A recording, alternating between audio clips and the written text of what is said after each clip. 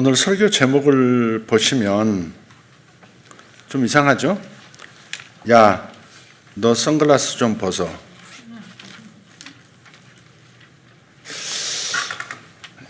이유가 있습니다. 우리 요한계시록 1장 1절에서 4절 전반부 읽겠습니다.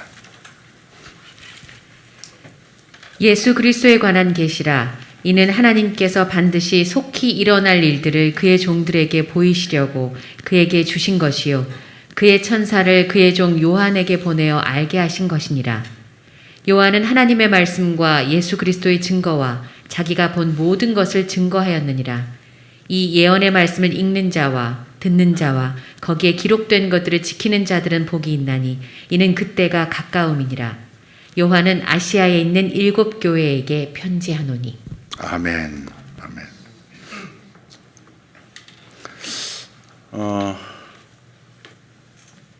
욕심을 불러 일으키는 얘기인지는 모르겠는데 하나님 보여주시는 거니까 얘기하겠습니다. 우리 지금 오늘 예배에 참석한 어떤 분에게 금시계가 오는 것 같습니다. 근데 남자 시계입니다. 여성 동무들 아멘하지 마시고. 남자 시계인데 금시계 정말 이게 18K로 전체를 뭐 이렇게 만들었나? 그럴 만큼 순금으로 만들었나? 그럴 만큼 정말 번쩍번쩍하는 금시계가 주어지고 있습니다. 그래도 여자들 아멘하네. 자기 남편, 자기 남편. 어떤 의미를 담은 것인지도 모르겠습니다만 분명히 금시계가 하나 주어지는 것을 보여주십니다. 참 이상한 일이네, 주여. 오늘 이 본문 말씀은 한글 킹 제임스로 읽었습니다. 까다롭게 있습니다. 이때 말씀을 드리죠. 이런 제목을 단 까닭은 오늘 좀 그 세계관 이야기를 좀 하고 싶어서 제목을 이렇게 좀 달았습니다. 사람들은 종종 세계관 그러면 무슨 철학이나 또 어떤 이들은 난해한 학문처럼 그렇게 생각하기도 합니다. 하지만은 이 세계관은 영어로 월드뷰 그러죠. 말 그대로 세상을 보는 눈입니다. 세상을 보는 눈. 풀어서 말하면 세상을 어떻게 볼 것인가, 또 어떻게 해석할 것인가 하는 것에 대한 문제입니다. 모든 사람들은 세상을 해석하는 관점을 가지고 있습니다. 세상에 대해서 나름 생각과 느끼는 바가 있고 이를 가지고 자기 방식대로 해석을 합니다. 물론 해석하는 행위 자체를 지금 부정하는 것은 아닙니다. 핵심은 어떻게 해석할 것인가입니다. 항상 문제는 해석을 잘못하면서 발생하죠. 우리 그리스도인들의 삶에서 일어나는 수많은 문제도 결국 어떻게 해석할 것인가의 문제입니다. 이것은 우리 신앙과 아주 직결된 아주 중요한 문제입니다. 요셉은 자기 인생에 대해서 아주 독특한 해석을 내렸죠. 형들에게 배신당하고 죽임당할 뻔했고 아주 어려서 부모와 생리별하게 됐고 노예상인에게 팔려서 먼 타국에서 종노릇하고 모함받아서 감옥에도 가고 잊혀진 존재가 됐고 그 괴로웠던 20여 년의 그 삶을 이 요셉이 뒤돌아보면서 어떻게 해석합니까? 하나님께서 나를 이곳으로 보내셨다 이렇게 해석하는 거예요. 형들이 나를 팔았다. 형들이 나를 배신했다가 아니라 하나님께서 나를 애굽으로 먼저 보내셔서 우리 가족들을 이 어려운 시기에 살려내려고 하신 것이다. 그러므로 나는 과거에 있었던 형들의 그 잘못이라고 생각했던 부분을 다 잊어버리겠다. 그래서 자기 큰아들의 이름을 므낫세, 다 잊었다. 그렇게 지은 것이고 또 그렇게 다 잊어버리고 용서했더니 하나님께서 나를 너무너무 큰 사람으로 창대하게 해주시더라. 애굽에서 2인자가 되게 하시고 어마어마한 부를 이루게 하시고 제국을 먹여 살리는 사람이 되도록 해주시더라. 그리고 결국 우리 가족들, 내 형들의 자녀들까지도 먹여 살릴 수 있는 실력을 갖게 해주시더라. 그래서 이름을 에브라임, 창대하게 하신다, 그렇게 지었죠. 그게 요셉의 해석입니다. 요셉의 세계관입니다.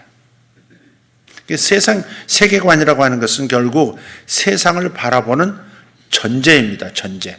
사람이 인생을 주도하느냐, 하나님께서 인생을 이끌어 가셨느냐, 하나님의 섭리에 의해서 사느냐, 인간들의 꾀와 인간들의 욕망에서 사라지는 것이냐. 세계관, 세상을 바라보는 전제, 요셉의 전제는 그것이었습니다. 모든 사람은 세상을 아무 생각 없이 해석하지 않아요. 모두가 이미 어떤 전제를 가지고 세상을 해석합니다. 예를 들면 A라는 사람이 무단횡단을 하다가 B라는 사람의 차와 사고가 났어요. 그러면 사람들은 이것을 어떻게 평가할까? 어떤 사람은 B가 잘못했다고 말할 겁니다. 또 어떤 사람은 무단횡단을 한 A가 잘못이라고 말할 수 있습니다. 또 어떤 사람은 여기서 인권을 들먹일 수 있습니다. 어떤 사람은 약자의 동정에 초점을 맞출 겁니다. 또 어떤 사람들은 정부의 책임, 집 바깥에서 벌어지는 모든 일은 정부가 책임져야 한다, 이렇게 여기에 초점을 맞출 겁니다. 이렇게 사건은 같은데 해석이 다른 거예요. 그래서 해석의 차이, 결국 분쟁과 다툼을 일으키면서 급기야 법정 소송까지 몰고 갑니다. 따라서 우리 그리스도인들은 어떤 사건이 일어날 때 그 사건을 어떤 전제로 해석할 건가, 어떻게 해석할 건가에 관심을 가져야 합니다. 그래서 이 세계관이 바뀌지 않으면 타인을 설득할 수가 없습니다. 우리가 타인을 설득하고자 할 때 놓치는 것이 바로 이 부분입니다. 타인이 보유한 세계관을 전혀 검토하지 않고 그냥 행동을 바꾸거나 표면적인 것만을 자꾸 바꾸려고 합니다. 그러다 보니까 자꾸 부딪힘이 있고 싸움이 나고 마음의 상처를 받습니다. 그래서 속으로 생각합니다. 나를 너무 이해하지 못해. 내가 무슨 생각을 하는지 저 사람은 몰라. 자꾸 나를 설득만 하려고 하잖아. 이렇게 생각해요. 주로 부모와 자녀의 관계 안에서 많이 벌어집니다. 많은 부모가 설득하기 전에 아이들을 이해해야 한다, 그렇게 말하죠. 사실 이건 아주 중요한 요점입니다. 그런데 이해하라고 해서 아이들에게 맞추라는 뜻은 아닙니다. 이건 맞춤의 문제가 아닙니다. 결국 아이들이 어떤 전제로 지금 생각하고 있느냐를 읽어내야 한다는 겁니다. 애들이 어떤 전제로 생각을 하고 있느냐, 이것을 부모가 읽어내는 것, 이것이 선행되어야 하는 것이에요.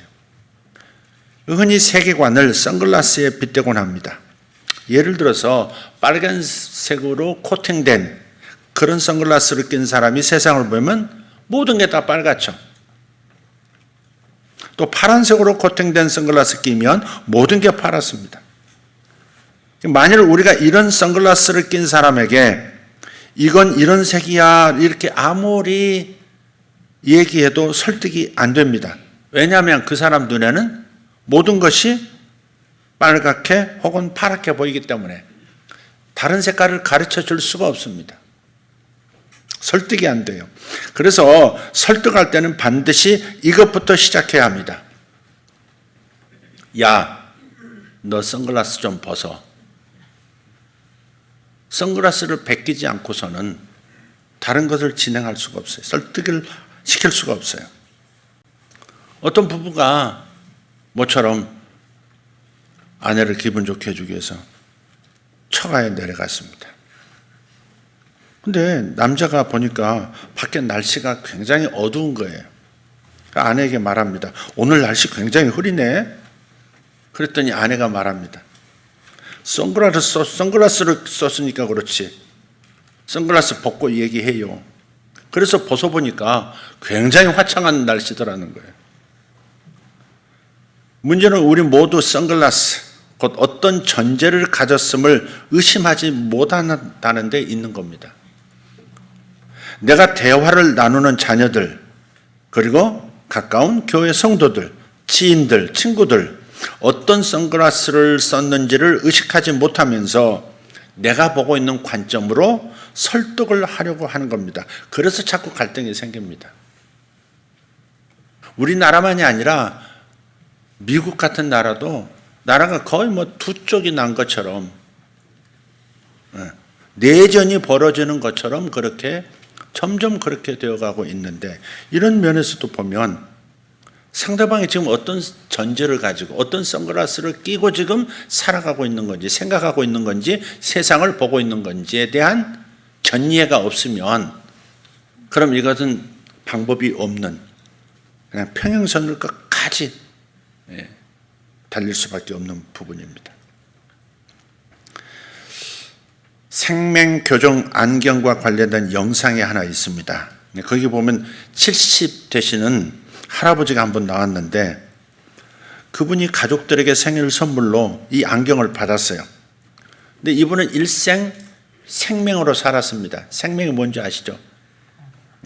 생명으로 살았는데 이 안경으로 인해서 우리가 보고 있는 모든 색깔들을 보게 된 거예요. 근데 이분이 놀라운 반응을 보입니다. 그 자리에서 막 우시는 거예요. 이 노인분께서. 너희들이 이런 색으로 세상을 보고 있었구나. 세상이 이렇게 아름다웠구나. 이렇게 화려하고 멋진 줄 몰랐다. 그렇게 감탄하면서 하염없이 우는 그런 영상입니다. 그러면서 그는 가족들을 포옹하면서 고맙다고, 이 안경 선물 덕분에 내가 세상을 제대로 보게 됐다고 얘기하는 겁니다. 우리 기독교 신앙에서도 전도라고 하는 것이 무엇일까 생각해 봐요. 우리는 전도를 종종 잘못 이해하는 것 같습니다. 전도를 그저 종교인 만드는 것으로 착각하는 거예요. 세계관을 바꿔야 한다는 생각 없이 그저 예수 믿고 천당 갑시다 라는 구호만 되풀이할 뿐입니다. 여기에는 감동도 없습니다. 전도는 그런 게 아니죠. 전도는 그들이 잘못 쓴 선글라스를 벗겨서 우리가 보는 이 아름다운 세계를 그들이 보게 해주는 일입니다. 우리가 보는 아름다운 색깔들, 왜곡되지 않은 것들을 그들도 볼 수 있도록 그들이 참된 아름다움을 볼 수 있게 돕는 것, 이것이 전도가 아닐까 싶습니다. 은혜를 받고 나면 사람들에게 어떤 현상이 생겨요. 은혜 받은 사람들은 종종 눈물을 흘립니다. 은혜 받고 나면 큰 감동이 몰려오는 거예요. 그런 뒤에 감동한 사람들과 우리가 대화하면 말이 통하기 시작합니다. 왜냐하면 우리가 보는 것을 저 사람도 비로소 보게 되었기 때문입니다. 바로 이것이 세계관입니다. 저는 철학적인 표현을 사용하면서 세계관은 꼭 이런 것이다라고 말하고 싶지 않아요. 세계관은 훨씬 더 현실적인 문제입니다. 오늘날 부모와 자녀가 계속 갈등합니다. 왜 갈등할까? 자녀는 우리 부모님과는 다른 인생을 살 거야 라고 말하지만 그 자녀도 나이가 들어서 그 부모의 나이가 되면 부모의 그 나이와 동일한 안경을 쓰게 됩니다. 그러면 그때부터 부모를 이해하기 시작하죠. 이것이 세계관입니다. 전혀 복잡하고 어려운 문제가 아닙니다. 이것이 세상을 보는 선글라스, 즉 관점입니다. 그래서 세계관과 아주 흡사한 표현이 관점이에요. 관점이 바뀌지 않으면 아무리 설득을 시도해도 전혀 소용이 없습니다. 관점이 바뀌지 않은 교인들에 의해서 목사들이 겪는 어려움이 여기서 비롯되곤 해요. 논리학에서 말하는 3단 논법으로 한번 예를 들어보겠습니다. 우리 목사님은 강단에서 자주 죄를 지적한다. 죄를 지적하는 것은 사랑이 없는 행위다. 그래서 결론이 뭐예요? 우리 교회 목사님은 사랑이 없다. 근데 사람들은 의외로 이런 논법에 쉽게 설득을 당합니다. 왜냐하면 우리 교회 목사님은 강단에서 죄를 지적한다라는 말을 할 때 강단에서 죄를 지적한다라는 명제가 그 내포한 의미를 보지 못한 채 오로지 겉으로 나타나는 표현, 그 외연만 보기 때문에 그렇습니다. 이것이 일종의 선입견으로 작용해요. 그런 뒤에 일반적으로 생각하는 세계관을 거기에 딱 적용해서 얘기하는 겁니다. 죄를 지적하는 건 사랑이 없는 거야. 목사님들은 동성애를 지적한다. 동성애를 말하면 사랑이 없는 거다. 고로 저 목사님은 사랑이 없다. 그런 거죠. 왜 동성애를 지적하는 것일까? 너무 잘생긴 남자가 영상에 있더라고요. 미국 남자인데 너무 잘생겼어요. 근데 그 옆에 그림 하나가 사진 하나 또 나오는데 병실 침대에 누웠는데 얼굴이 새카맣게 검은 반점들로 가득한 깡마른 남자가 인생을 후회하면서 그 선택을 후회하면서 나처럼 되지 말라고 하는 그런 영상도 있더라고요. 바로 이런 어떤 그 관점에서 다른 관점을 갖도록 도와주지 않으면 그 동성애를 지적하는 것이 사랑에서 기인한 것임에도 불구하고 사랑으로 받아들이지 않더라는 거죠. 특히 젊은 세대들은 그래요. 왜 그런 얘기를 하느냐고 젊은이들은 얘기를 하는 경우가 많습니다.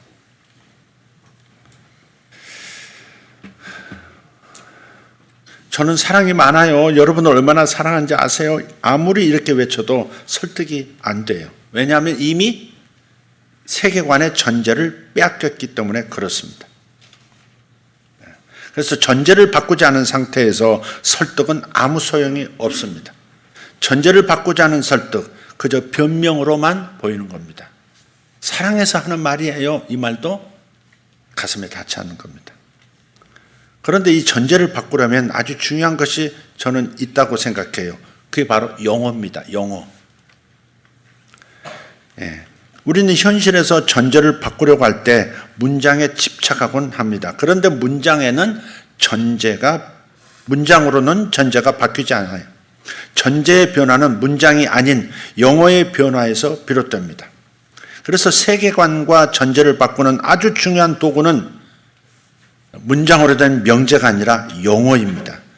저는 이게 100%, 200% 동의합니다. 용어입니다. 소크라테스는 항상 사람을 설득할 때 용어에 대한 오해를 풀어주면서 시작했다고 해요. 한 번은 법정에 갔다가 어떤 청년을 우연히 만나게 됐습니다. 소크라테스가 청년에게 물었어요. 자네는 도대체 무엇 때문에 이 법정으로 들어가는가? 그랬더니 그 청년이 말합니다. 우리 아버지가 불경건합니다. 그래서 이것 때문에 저는 아버지를 상대로 소송을 걸려고 하는 겁니다. 그래? 자네 아버지가 불경건한가? 그럼 자네는 경건이 뭐라고 생각하나? 경건은 신에 대한 무례함이 불경건이고 신에 대한 공경이 경건입니다. 그러면 자네가 생각하는 경건이라고 하는 것은 도대체 어떤 신에 대한 공경인가? 이 신에 대한 공경이 저 신에게는 불경건이 될 수도 있는데 그럼 자네는 이쪽 신에 대한 공경이 경건인가 아니면 저쪽 신에 대한 공경인가? 계속 이런 얘기를 이어가면서 그 청년의 아버지가 불경건하지 않다는 결론을 청년이 도출하도록 합니다. 결국 소크라테스하고 대화를 나눈 청년은 올라가다 말고 뒤돌아서서 이렇게 말합니다. 제가 생각 잘못한 것 같습니다. 저희 아버지는 불경건한 분이 아닙니다. 여기서 소크라테스는 그 사건, 문장 이런 걸 다루지 않습니다. 단지 그 청년이 생각하는 용어에 대한 이해를 바꿨을 뿐입니다. 경건이 무엇이고 불경건은 무엇인가? 이 용어에 대한 개념이 바뀌니까 그 사건에 대한 해석이 달라진 겁니다. 그리고 행동이 달라졌습니다. 이것이 또 얼마나 중요한지를 가르쳐준 역사적 사건이 있습니다. 그럼 바로 종교개혁입니다. 리포메이션이라고 그러죠. 종교개혁입니다. 종교개혁가들은 교회를 개혁할 때 전제를 바꾸려고 용어의 개혁에 착수했습니다. 원래 사람은 생각할 때 문장보다는 단어에 집중합니다. 여러분도 다 이 문장을 들으시는 것 같지만 어떤 특정 단어가 탁탁 마음에 이렇게 더 꽂히고 거기에 무의식적으로 집중을 합니다. 그러니까 어떤 생각을 할 때 항상 중요한 핵심 용어를 머릿속에 떠올리고 그 용어를 전제로 생각을 이어가는 겁니다. 따라서 용어의 이해가 바뀌어야 사람을 설득할 수 있습니다. 그래서 제가 늘 하는 말씀이 설교할 때 개념에 강해져야 한다, 단어에 강해져야 한다, 그런 말씀을 제가 드린 것을 기억하실 겁니다. 종교개혁의 핵심 문제도 여기 있었습니다. 원래 종교개혁가인 마틴 루터가 종교개혁에 뛰어든 이유, 그것은 자신의 영혼의 문제에 있어서 해석되지 않은 부분이 있었기 때문에 그렇습니다. 그의 문제는 칭의에 있었어요. 칭의라는 용어, justification이라고 하는 이 칭의라고 하는 이 단어가, 이 용어가 마틴 루터를 괴롭혔어요. 마틴 루터가 아니고 마틴 루터 킹하고 제가 오버랩됐습니다. 그러니까 이 칭의란 말은 하나님께서 나를 의롭다고 해 주심, 그게 칭의예요. 하나님께서 나를 향해 너는 죄가 없다라고 해 주심, 그게 칭의, 의롭다고 칭한다. 죄가 없다 칭한다. 그래서 칭의입니다. 이제 마틴 루터는 이제까지 칭의를 로마 캐톨릭 개념으로 이해하고 있었습니다. 그러다 보니까 자기 인생의 문제가 도무지 해석이 되질 않는 겁니다. 여러 고행도 해봤고 오랜 동안 수도원 생활을 해봤고 여러 가지 방법을 시도했지만 도저히 해결이 되질 않습니다. 용서받은 확신이 없는 거예요.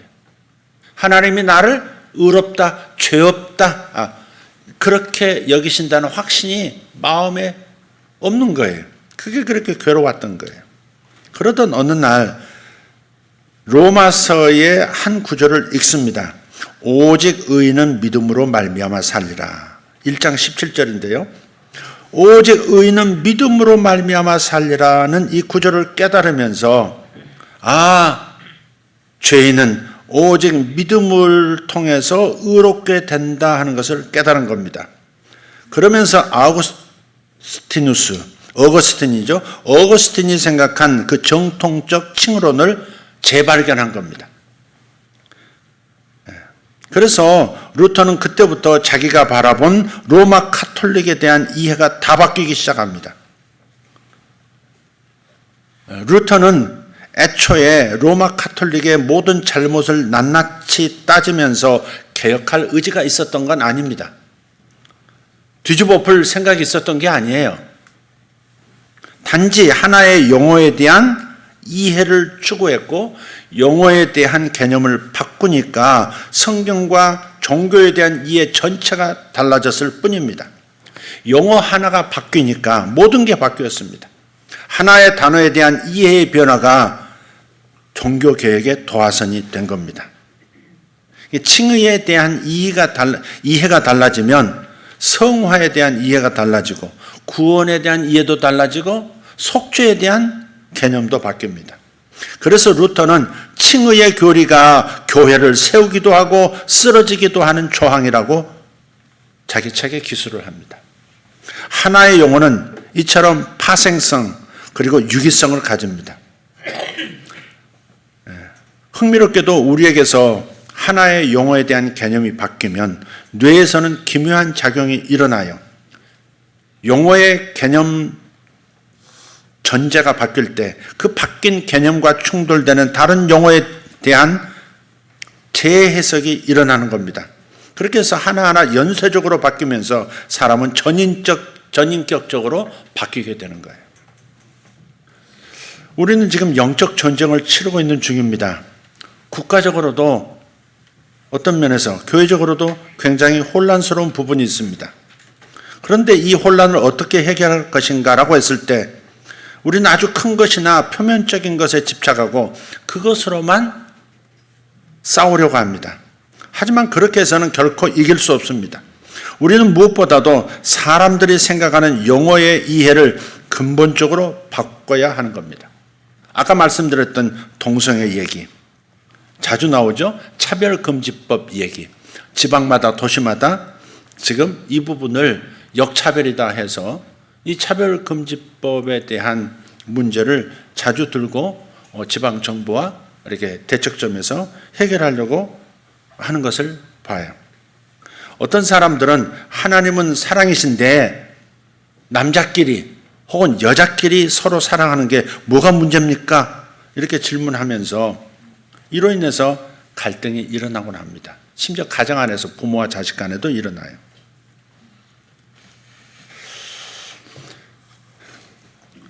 정치 영역이라고 할 수도 있겠습니다만은 이 보수주의자들도 의외로 보수에 대한 개념을 잘 모른다 하는 생각이 들어요. 단어 얘기를 좀 하고 있는 겁니다. 용어 얘기를 하는 거예요. 보수는 리폼의 뜻과 같습니다. 리폼은 그러니까 다시를 뜻하는 리하고 형태를 뜻하는 폼의 합성어입니다. 그러니까 보수라고 하는 것은 다시 과거의 형태를 회복하는 것, 그게 보수입니다. 리폼, 과거의 형태를 회복하는 것. 물론 과거의 아무런 형태로의 회복이 아닙니다. 가장 역사적으로 원본되는 것, 표준에 가깝게 해당되는 형태로 회복되는 것입니다. 이 형태는 역사에서 이미 검증됐기 때문에 굉장히 안전한 거예요. 그리고 우리는 단순히 과거의 형태로 돌아가는 게 아니라 검증된 그 표준 위에 더 발전시켜서 쌓아 올리는 겁니다. 기업마다 표준이 되는 어떤 철학들이 있는 것 같아요. 재밌는 얘기로 표현을 하더라고요. 예컨대 현대 그 고 정주영 회장, 그분은 이 말을 자주 했다고 하잖아요. 너 해봤어? 해보기는 한 거야? 이렇게.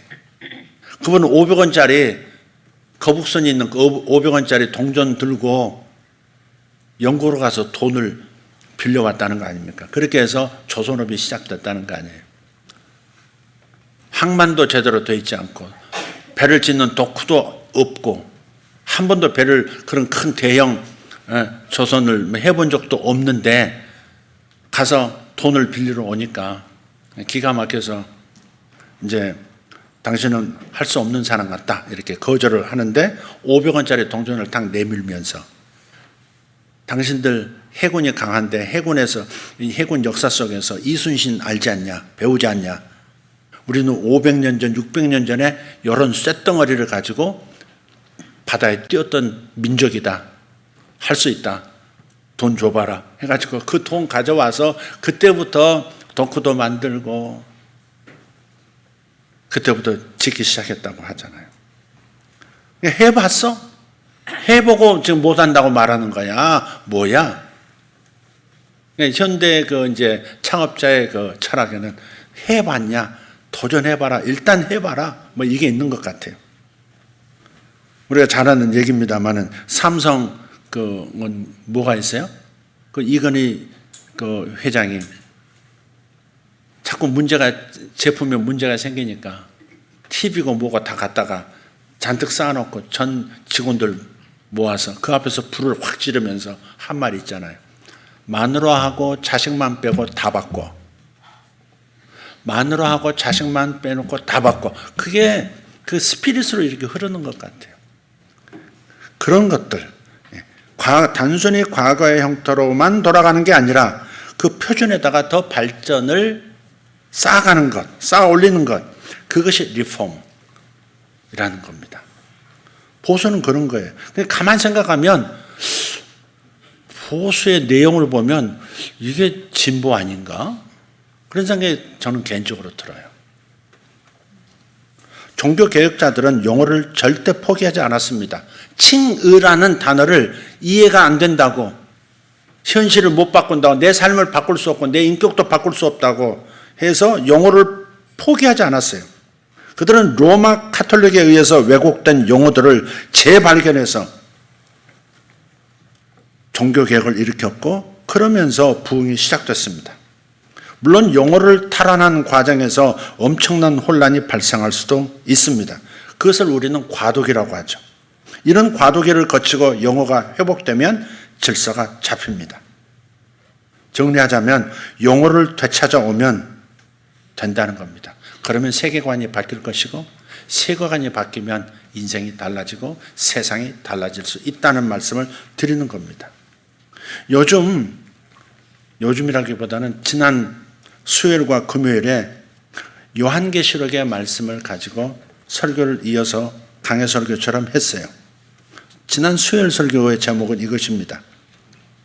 요한계시록은 복음서처럼 읽어야 한다. 이 설교, 수요일 날 설교 다 들으셨습니까? 꼭 한번 들으시기를 권합니다. 온라인으로 이렇게 유튜브로 보시던 하셔서 다시 이렇게 꼭 들으셨으면 좋겠어요.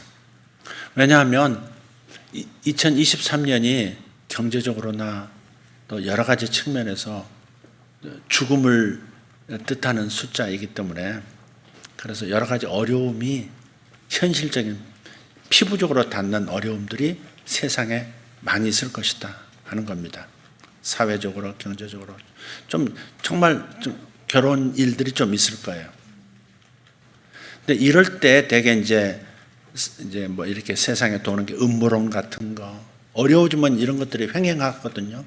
종말론 같은 거, 건강하지 못한 어두운 종말론들이 판을 치게 돼 있습니다. 그래서 제가 요한계시록을 제대로 읽어야 한다는 차원에서 수요일 설교를 했고요. 금요일 설교 제목은 한때, 두때, 반때, 3년 반이라는 뜻이죠. 한때, 두때, 반때, 3년 반입니다. 한때, 두때, 반때는 양육의 시간이다 하는 제목으로 말씀을 나눴어요. 제가 지금 용어와 전제를 바꾸는 작업을 시도하고 있습니다. 요한계시록을 제대로 읽을 수 있는, 올바로 읽을 수 있는 작업, 용어 그리고 전제를 바꿔야 하는 겁니다. 요한계시록을 잘못 읽으니까 이단 사이비로 넘어가고, 그런 이들이 판을 치고 세상을 어지럽히는 겁니다. 그것은 용어와 전제가 약하기 때문에, 잘못되었기 때문에 그렇습니다. 예컨대 이런 겁니다. 세상의 종말에 관한 이야기가 아니라는 겁니다. 요한계시록 얘기는 세상의 종말에 관한 얘기가 아닙니다. 무슨 재앙이 나오고 무슨 심판이 나오고 하니까 이 세상에 벌어질 일들에 대해서 말씀하는 게 아니라는 겁니다. 요한계시록은 예수 그리스도에 관한 이야기를 하고 있습니다. 1절을 보세요. 오늘 본문 1절을 한번 보십시오. 예수 그리스도에 관한 계시라 그랬어요. 요한계시록의 첫 문장이 예수 그리스도에 관한 계시라 그랬어요. 그러니까 요한계시록은 예수님에 대해서 말을 하려고 하는 것이지, 세상이 어떻게 끝나느냐, 어떻게 절단나느냐, 세상에 어떤 재앙이 있을 것이냐, 이걸 얘기하려고 하는 것이 초점이 아니라는 사실을 먼저 생각하고 요한계시록을 읽어야 합니다. 두 번째는 사도 요한은 21세기를 살고 있는 우리에게 편지를 보낸 것이 아닙니다. 요한계시록은 편지거든요. 편지. 사도 요한이 쓴 편지예요. 사도 요한은 1세기 당시에 아시아에 있던 7교회에 편지를 한 겁니다. 2000년 전 1세기 교회, 그 당시 교회들에게 편지를 보낸 거예요. 그게 요한계시록이에요. 이걸 항상 먼저 전제하라는 겁니다. 1차 독자가 누구냐? 제가 그렇게 표현하죠. 1차 독자, 1차 청중이 누구냐? 요한이 목회하던 1세기, 지금부터 2000년 전 1세기, 그때 당시에 7교회, 아시아에 있는 7교회에 편지를 한 거예요. 잘 읽어보시면 이렇습니다. 예수 그리스도에 관한 계시라. 이는 하나님께서 반드시 속히 일어날 일들을 그의 종들에게 보이시려고 그에게 주신 것이요. 여기서 그는 바로 예수입니다. 예수님. 예수 그리스도에 관한 계시라 했잖아요. 이게 하나님께서 예수님에게 주신 것이고, 그 예수님께서 그의 천사를 그의 종 요한에게 보내어 아리게 하신 것이라. 그러니까 하나님께서 예수님에게, 예수님께서 천사에게, 천사가 요한에게, 그리고 3절 보시면 이 예언의 말씀을 읽는 자와 듣는 자들과 거기에 기록된 것들을 지키는 자들은 복이 있나니 이는 그때가 가까움이니라. 4절 요한은 아시아에 있는 7교회에 편지하노니. 너무 분명하지 않습니까? 요한은 요한계시록을 아시아에 있는 7교회에게 보낸 겁니다. 하나님께서 예수님에게, 인간으로서 부활하신 그 예수님에게, 예수님께서 천사에게, 천사를 통해서 요한에게, 요한은 그 메시지를 누구에게? 1세기에 살고 있었던, 현존했던 아시아, 이 터키 지역의 7교회에 보낸 거예요. 그 보면, 지리적으로 보면 7교회가요, 에베소가 첫 번째 나오죠. 에베소 교회에 편지하노니 이렇게 나와요. 에베소가 있고, 그 다음에 서머나 교회 있고, 거기 버가모 교회 있고, 이렇게 시계 방향으로 돌아가게 됐습니다. 지리적으로 이렇게 돌려볼 수 있도록 이렇게 돌아가도록 전달하도록 되어 있는 겁니다. 에베소, 서머나, 버가모, 그 다음에 오른쪽으로 와서 사대, 두아디라. 그 다음에 필라델피아, 사대, 라오디게아 교회. 그래서 이렇게 돌아가도록. 그래서 아시아에 있는 그때 당시 있었던 7교회의 편지를 한 거예요. 그런데 이렇게 생각하시면 안 된다 이 말이죠. 요한은 그때 편지를 쓸 때, 요한계시록을 쓸 때 이걸 21세기 종말 중에 종말이라고 하는 예수님의 재림이 가깝다고 생각되어지는 그 21세기 대한민국 교인들에게 편지를 보낸 게 아니다 이 말이에요. 근데 자꾸 우리가 직접 다이렉트로 우리에게 지금 주신 말씀이야, 바로 우리가 1차 청중인 것처럼 그렇게 읽기 시작하면 엉뚱한 해석을 하게 되고 엉뚱하게 이해하게 되는 겁니다. 그리고요, 이게 보시면 세 번째는 이런 겁니다. 세 번째는 요한계시록을 읽을 때 이런 반응이면 잘못 읽은 거예요. 무섭네요. 와, 요한계시록 읽으니까 절망입니다. 그렇게 무서운 세상이 온단 말이에요? 그럼 차라리 먼저 일찍 죽어서 천당 빨리 가는 게 좋겠네요. 이런 반응을 보이면 요한계시록을 잘못 읽은 거예요. 요한계시록을 읽으면 와, 복이 됩니다. 은혜가 됩니다. 힘이 납니다. 힘이 나네요. 이런 반응이 제대로 읽은 거예요. 3절을 보세요. 이 예언의 말씀을 읽는 자와 듣는 자들과 거기에 기록된 것들을 지키는 자들은 복이 있나니 그랬어요. 복이 있나니. 그러니까 요한계시록을 읽고 복이 됩니다. 은혜가 됩니다.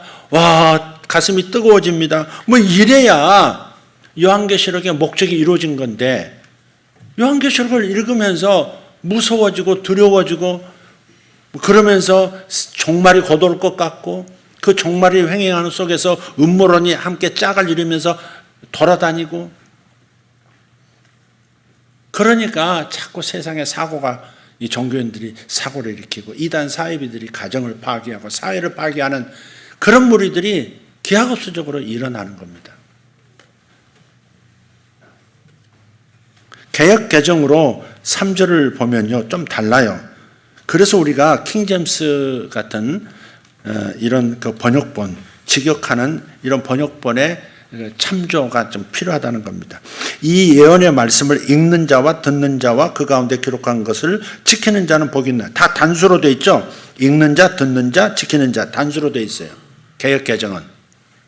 근데 원문에 가깝게 직역한 킹제임스 영어로 보면 뭐라 그래요? 읽는 자 단수, 듣는 자들 복수, 거기에 기록된 것들을 지키는 자들 복수예요. 네. 그러니까 이 요한계시록이 어떻게 사용되었는가를 알 수 있게 해주는 대목이 이미 앞에 1절, 2절, 3절, 4절 뭐 요 앞에 이미 다 나와 있는 거예요. 이런 대전제, 큰 전제를 그냥 대충 보고 그냥 곧바로 막 그 내용들을 읽어버리니까 엉뚱한 방향으로 흘러가는 겁니다. 그때는 이렇게 한 거예요. 편지는 하나잖아요. 요한이 쓴 편지는 하나예요. 요한계시록이라는 이 방대한 이 긴 편지는 한 부였다고요. 한 부를 에베소가 먼저 읽고 그것을 필사해두고 그 다음에 와가마 교회로 보내고 거기서 또 필사하고 그 다음에 저쪽으로 위로 서마나 교회 보내고 두하드라로 보내고 삥 돌린 거예요. 그게. 그래서 이 교회마다 인쇄술이 발달되지 않은 때였기 때문에 한 부밖에 없는 필사된 그 한 부를 가지고 성도들이 들을 수 있도록 낭독한단 말. 설교처럼 여기 있는 이 목사가 설교하듯이 요한계시록을 읽었단 말이에요. 그래서 단수에 읽는 자는 한 사람이에요. 듣는 사람은 복수인 거, 다수인 거예요. 또 들은 다수들은 또 그 말씀을 지키고 복이 되게 해야 되기 때문에 어떻게 해요? 복수인 거예요. 그러니까 이 요한계시록은 예배 때마다 마치 예식의 순서처럼 누군가는 낭독하고 누군가들은 듣고 그 말씀을 지키기로 기도하고 결심하고 하는 그런 방식으로 쓰여진 책이 바로 요한계시록이다 하는 겁니다. 그리고요, 좀 더 첨가해서 말씀을 드리면 이제 앞으로 이제 요한계시록 그 설교를 강해 설교를 들으실 때 참고하라고 드리는 말씀입니다. 요한계시록은 사건을 시간의 순서로 기록한 것이 아니에요. 재앙들이 많이 나오는데 재앙이요. 첫 번째 재앙 7가지의 7인의 재앙이라는 게 있어요. 그 다음에 7나팔의 재앙이 나와요. 그 다음에 7대접의 재앙이 나와요. 이 7개씩을 포함한 3개의 재앙들이 이 시간의 순서를 따라서 일어날 일들이 기록되어 있다고 생각하고 읽고 있는 거예요. 근데 이게 틀렸다 이 말이에요. 물론 요한계시록을 이게 정확한 완벽한 100% 완벽한 해석이야 그런 건 뭐 거의 없을 겁니다. 저도 제가 보는 관점, 저의 성경관을 통해서 하나님 주신 감동을 따라서 지금 이렇게 읽어야 바르게 읽고 바르게 해석하고 바르게 적용할 수 있는 거야 라고 하는 것을 여러분과 나누기 위해서 지금 하고 있는 거거든요. 그러니까 요한계시록은 그 나오는 그 수많은 재앙들이 시간의 순서로 기록된 것이 아니고 점진적인 반복의 구조로 기록한 거예요. 직선으로, 시간의 흐름을 직선으로 이렇게 표현한 게 아니라 나선형처럼 이렇게 작은 눈 그리고 거기에다 더해서 더 큰 눈을 겹쳐서 그리고 더 큰 눈을 그 위에 또 칠하듯이. 그러니까 7인의 재앙, 7인이 있는 두루마리 재앙이 있으면 요거를 그 다음에 다시 반복해서 더 세밀하게 또 빠뜨린 부분을 보완해서 설명한 것이 7나팔의 재앙이고 또 완벽하게 또 하기 위해서 또 한 것이 7나팔의 재앙인 거예요. 제가 그래서 설명을 거기 그렇게 했습니다만은 마치 이와 같은 거예요. 셀룰로이드, 그 투명한 셀룰로이드 판에다가 스케치를 합니다. 스케치를 산, 집, 나무, 강, 하늘의 구름 이렇게 스케치를 해요. 한 장은 그래요. 두 번째 셀룰로이드에는 이렇게 하는 겁니다. 색깔을 입혀요. 산 색깔 녹색으로 입히고 그 다음에 강 푸른색으로 입히고 하늘색 입히고 구름 흰색 입히고 집 노란색 지붕 덮고 바위 청색으로 하고 이렇게 돼 있는 거예요. 색깔을 입힌 거예요. 세 번째는 명암을 넣은 거예요. 산도 명암을 넣으면 가까이 있는 산과 멀리 있는 산이 구분이 되죠. 요 세 개의 셀룰로이드 판을 겹치면 완벽한 그림이 되죠. 그래서 같은 내용을 점진적으로 좀 더 심화시키면서 반복하는 방식으로 요한계시록이 기록이 된 거예요. 이런 큰 그림들, 이런 틀을 가지고 요한계시록을 읽어야지. 그래서 제가 한 20여 년 전에 미국 어느 유명한 교회를 방문했는데 그 교회에서 요한계시록을 해석한 도표를 이렇게 보여주더라고요. 성도들 가정에 붙어 있어요. 보니까 지금 그때가 1900 몇 년도였는데 1900 몇 년도 이 시점은 요한계시록 7인의 재앙 중에서 7가지 재앙 중에서 6번째 재앙이 지금 시작되고 있는 시점이라는 거예요. 그런 식으로 막 해석을 하더라고요. 그러니까 기본 전제가 잘못된 거예요. 요한은 그때 당시 로마 통치하에서 박해당하는 그 교회와 성도들을 격려하고 믿음을 독려하기 위해서 요한계시록을 써서 보낸 건데, 우리는 우리 시대의 언어로 우리 시대에 일어날 일로 요한계시록을 읽으니까, 그러니까 너무 잘못된 해석을 하고 엉뚱하게 적용하고, 그래서 이단 사이비가 되고 그러는 거예요. 그래서 7인이 찍힌 두루마리 재앙은 마치 이런 겁니다. 아직 개봉할 수 없는 편지 같은 것이 7인을 찍었다는 거거든요.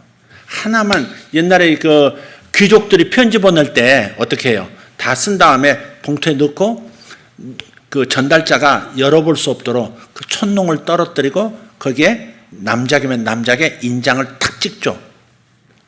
만약 이걸 떨어져 있으면, 깨져 있으면 누가 본 거죠. 그러니까 그럴 수 없도록 반드시 당사자만 받아서 읽을 수 있도록 이렇게 인을 쳤단 말이에요. 그걸 7개를 쳤어요. 완벽한 인이죠.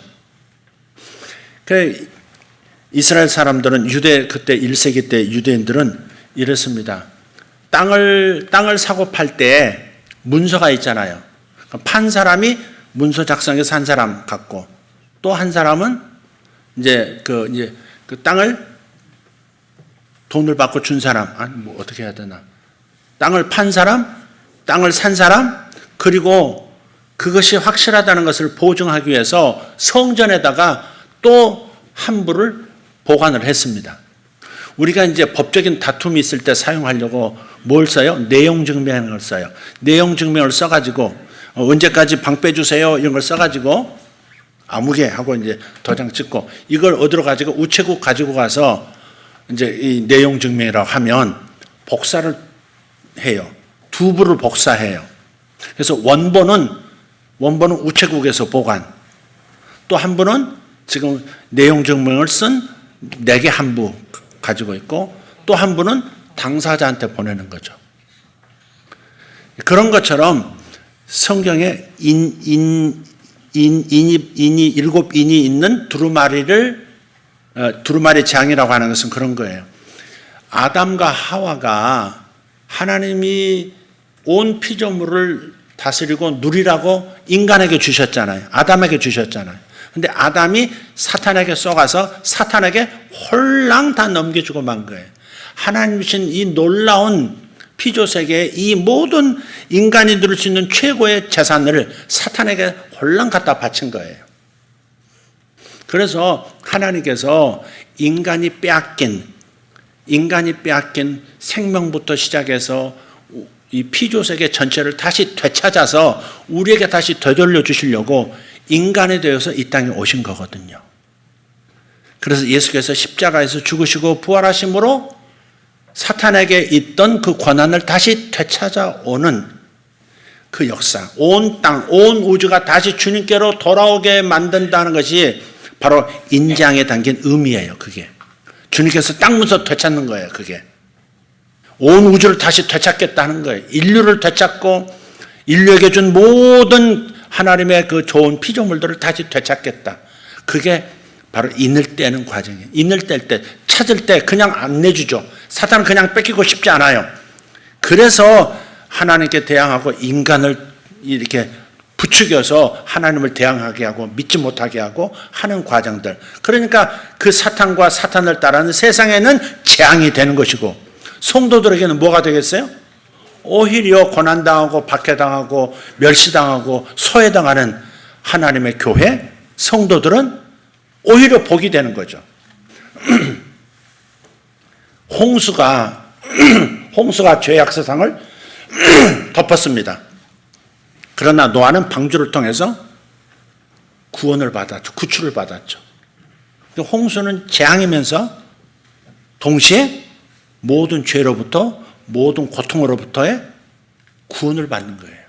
그러니까 세상에 내리는 재앙이라고 하는 것은 하나님이 없는 세상, 하나님을 끝까지 대항하고 죄를 청산하지 못하는 세상과 사탄에게 내리는 하나님의 심판이죠. 그러나 성도에게는 오히려 그것이 구원이고 자유고 복이 되는 거예요. 그러니 요한계시록을 읽을 때 두려워하면서 읽을 이유가 없다 하는 겁니다. 이걸 이해해야 돼요. 세상의 심판이 우리에게는 훈련이고 연단이고 양육해 주는 거예요. 그래서 성경에 여자가 광야로 간다. 여자가 광야로 간다. 요한계시록에 자주 나와요. 광야라고 하는 것은 변두리로 밀려났다는 거죠. 도시에서 살 수 없을 만큼 그만큼 엄청난 기독교에 대한 박해, 교회에 대한 박해가 1세기 로마에 얼마나 많아요. 로마에 의해서 유대인들에 의해서 기독교인들이 얼마나 박해를 당하고 죽었습니까? 그러니까 그런 상황들 속에서 세상을 심판한다고 하시는 것은, 재앙을 내리신다고 하는 것은 교회에는 자유와 구원을 선사해 주는 복이 되는 역사가 되는 것, 바로 그 내용이 요한계시록이다 이 말이죠. 그런 관점에서 읽어야 되겠다. 그러니 요한계시록에 대한 이해를 바르게 하기 위해서 제가 용어를 좀 왜곡된 용어를 바꿔보고 전제도 바꿔보고 그런 작업을 하는 겁니다. 그 전에 메시지 할 때하고 좀 다르게 좀 심화된 내용이 좀 나오는 것 같습니다. 그래서 권합니다. 수요일과 금요일에 있었던 그 설교를 한번 꼭 좀 들어보셨으면 좋겠다. 이거 얘기하려고 장시간 막 빙빙 돌았습니다. 기도하겠습니다. 하나님 감사합니다. 예수께서 복이 되라고 주신 아버지 이 요한계시록의 말씀이 세상에 혼란을 주고 수많은 사람들에게 두려움이 되어지고 세상 사회에 큰 해를 끼치는 그런 책처럼 되어버리고 말았습니다. 아버지 하나님, 이 모든 잘못된 것들이 다시 다 바뀌길 원합니다. 하나님의 말씀이 하나님의 본래 의도대로 읽혀지게 하시고 복이 되게 하는 역사가 일어나게 해 주시옵소서. 특별히 예수세계교회 우리 모든 성도들에게, 그리고 이 모든 메시지를 함께 공유하는 모든 분들에게 하나님의 이 은혜가 있도록 역사하여 주시옵소서. 아버지, 우리가 잘못 쓰고 있는 아버지 선글라스를 벗고 하나님 주신 모든 것들을 제대로 있는 그대로 볼 수 있는 그런 시야를 확보할 수 있도록 주님 역사하여 주시옵소서. 예수님 이름으로 기도합니다. 아멘.